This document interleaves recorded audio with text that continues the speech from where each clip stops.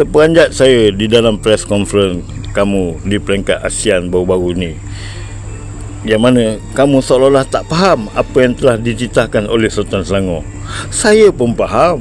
Sultan Selangor menitahkan tidak membenarkan ternakan babi ni di mana-mana sahaja di dalam negeri dia ini.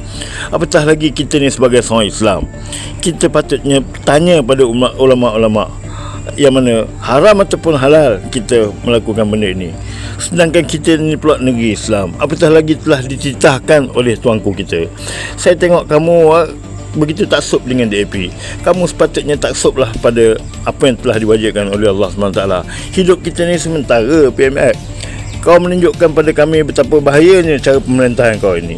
Kau seolah-olah menunjukkan yang kau tu kuat pada agama Islam. Sebaliknya, kau begitu mempertahankan apa yang DAP minta selama ni. Sedangkan tuanku kita telah mengikut hukum Islam, mengharamkan ternakan babi di negerinya. Faham?